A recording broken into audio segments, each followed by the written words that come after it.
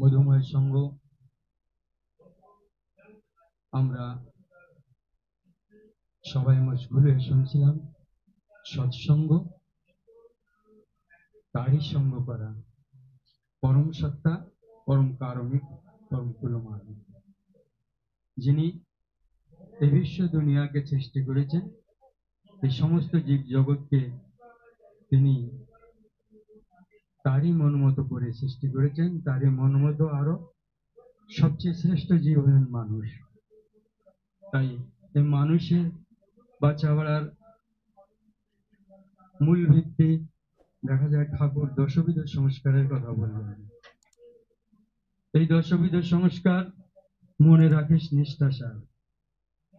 দশবিধ সংস্কারের সংস্কৃত জীবন যেটা, সংস্কারময় জীবন যেটা, এটা আমরা বহুদিন ধরে সেই মুনি ঋষিদের সময় থেকে চলে আসছিল, কিন্তু মাঝখানে অনেক কিছু হয়তো আমরা ভুলে যাচ্ছিলাম।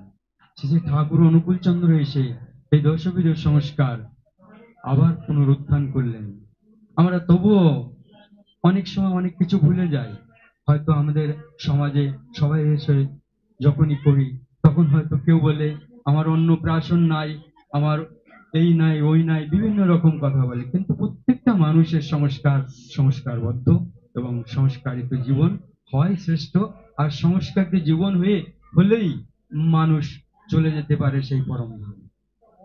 দীক্ষা, বৃদ্ধ হয়ে গেছি তা হয়তো দীক্ষা নেয়নি, বৃদ্ধ হওয়ার পরেও আমার সেই পরম সত্তা যার কাছ থেকে গেছি সে তার কথা তার সাথে আমি এখনো যুক্ত হইনি। বিভিন্ন রকম সংস্কারের ভেতরে আমরা সংস্কারগুলিকে ভুলে যাচ্ছি। তাই শেষে ঠাকুর অনুকূল চন্দ্র এই দশবিধ সংস্কারটা কি তিনি বললেন, প্রথমেই বললেন এই 10টা সংস্কার আছে আমাদের জীবনে, প্রত্যেকটা মানুষের জীবনে।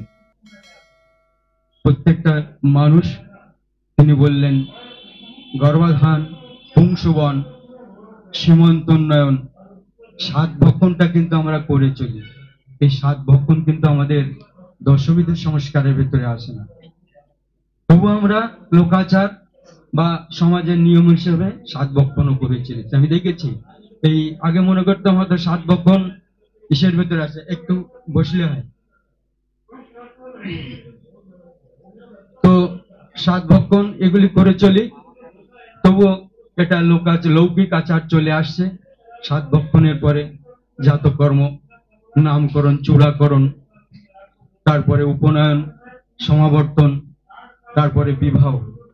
এমনি করেই আমরা জীবনে দশবিধ সংস্কার করে সংস্কৃত হয়ে প্রত্যেকটা মানুষ দীর্ঘায়ু লাভ করি এবং শান্তিময় জীবন, সুখময় জীবন, দাম্পত্য জীবন, সামাজিক জীবন, পারিবারিক জীবন, এই সবগুলিকে আমরা সুখময় ভাবে লাভ করতে পারি তার চরণে এসে। প্রত্যেকটা মানুষ যখনই ওই দীক্ষা সমাবর্তন হয়ে উপনয়ন হয়ে মানুষ যখনই তার চরণে আসলো, সেটাই হচ্ছে আসল। প্রত্যেকটা মানুষ তখন এই ষড়রূপুর তার চরণে দিয়ে নিজেকে নিজেই উপলব্ধি করতে পারে আমি কি ছিলাম, কি আছি, এবং তার চরণে লেগে থেকে আমার জীবন আরো মধুময় হয়ে চলেছে।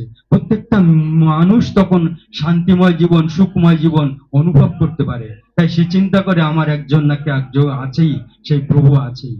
যাও, বিশেষ আর কিছু বলবো না। এরপরে দাদারা আছেন। আমাদের এই সংস্কৃত জীবন এবং দীর্ঘায়ু জীবন, আজকালকার জীবনে দেখা যায় দীর্ঘায়ু আমাদের হওয়ার প্রয়োজন। সাধারণ যুগে ঠাকুর এসেন দীর্ঘায়ুটা কমসে কম 81 বছর তিনি জীবন ধারণ করে বলেছেন। একদিন চলতে চলতে বললেন এই দেখ তো ভগবান শ্রীকৃষ্ণ কত বছর লীলা করেছিলেন। তিনি চোখ খুলে বললেন যে তিনি 81 বছর ছিলেন। চুপ করে শুনলেন। তিনিও লীলা সংবরণ করে 81 বছর করে লীলাকে সংবরণ করে তিনি মনুষ্য জীবন, এই মনুষ্য যে জীবন, এই দেহকে তিনি পরিত্যাগ করলেন। এটাই একান্ত আমাদের। এর পরবর্তীতে আমরা যদি যাই 100 বছর 150 বছর যদি যাই, তো আমাদের শরীর মন বা এগুলিকে চলার কায়দা থাকে না।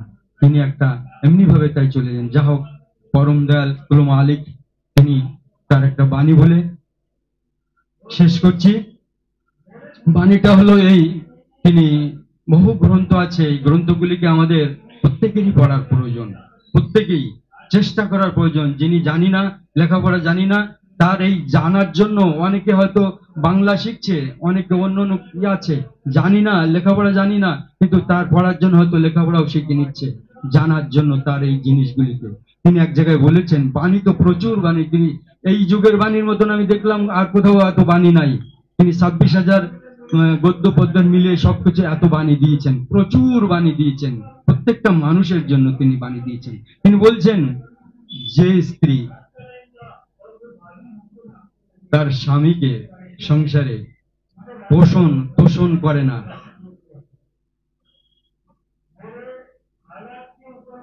সে স্ত্রী নিজের সুখ স্বাচ্ছন্দ্য এবং শোষণ, তাকে স্বামীকে শোষণ করে নিয়তই চলতে থাকে, সে যদি ছেলের মাও হয়, ছেলের মা হতে পারে, কিন্তু স্বামীর বধূ নয় গো। এ কথা তিনি বললেন। তারপরে বললেন, প্রভুর বেলাও তেমনি, বন্ধুর বেলাও তেমনি, আত্মীয়তার বেলাও তেমনি। ঈশ্বর পরম পোষক, প্রীতি স্বরূপ, সবার জীবন উৎস। এ কথা তিনি বললেন। তাহলে এটা সেই পরম পিতার প্রভুর জন্য সেটাই, যে তাকে আমরা সবসময় শোষণ করে চলবো, তোষণ না করে, পোষণ না করে, শোষণ করে চলবো, এটা কিন্তু তিনি বলেন। সবসময় তার ইষ্টগত প্রাণ, ইষ্টগত চিন্তা, এইগুলি হয়েই চলার প্রয়োজন। তিনি মানুষের এসে অকল্যাণ কোনো সময় করেন না। সবসময় দেখেন, একটা মানুষ যদি ভুল করে, তাকে সংশোধন করে কিভাবে আরো তর মানে মানে নিরেট করে নিয়ে তাকে চালানো যায়। তিনি এক সময়, এক দাদা অনেক সাথী হারাচ্ছেন, তারপরেও সাথী 8টা-10টা সাথী হারিয়ে ফেলেছেন, তারপরেও ঠাকুর বলছেন কি, ওরে আরো সাথী দেবো যত সময় পর্যন্ত কারেক্ট না হতে পারে। রামকৃষ্ণ পরমহংসদেব একজন নিমন্ত্রণ করে গেছে, তারপরে কি বলছেন যে, ও যাবো তো, তা আমাকে ভাড়া দিস, আসতে যেতে 3 টাকা লাগে, তা 3 টাকা যাবি, দিবি আমাকে, তা 3 টাকা দিবি তো? বলে, হ্যাঁ আমি 3 টাকা দেবো। সেই দত্ত বাড়িতে গেল, দত্ত বাড়িতে যাওয়ার পর খাওয়া দাওয়ার পরে এই দিদি বলছে, দা মামা চলো, মামা চলো। তো বললো, আমাকে এখনো 3 টাকা দেয়নি। ওই বসে রয়েছে, 3 টাকা দেয়নি, 3 টাকা দেয়নি, কিরকম? তো না দিলে 3 টাকা না নিলে যাবো না। এই করে মহা তালগোল পাকিয়ে তিনি ওই 3 টাকা নিয়ে বেরোচ্ছেন। এমন সময় লাট্টু মহারাজ বলছে কি, এই মশাই, এই 3 টাকার জন্যই তো খুব গন্ডগোল করে মশাই দিলে একেবারে, 3 টাকা না হলে চলতো না। বলে, আমার কোনো দরকার নাই, আমাকে ও দেবে বলেছে, ও আমার না দিলে ওর ভালো হতো না, তাই আমি ওকে 3 টাকা নিয়ে নিলাম। এই হচ্ছে পরম পিতা, এই হচ্ছেন পরম কুল মালিক, পরম সত্তা। এমনি করে প্রত্যেকটা মানুষকে কারেক্ট করেন। এখানে বলে 2 কথা বলে শেষ করছি। জয় গুরু।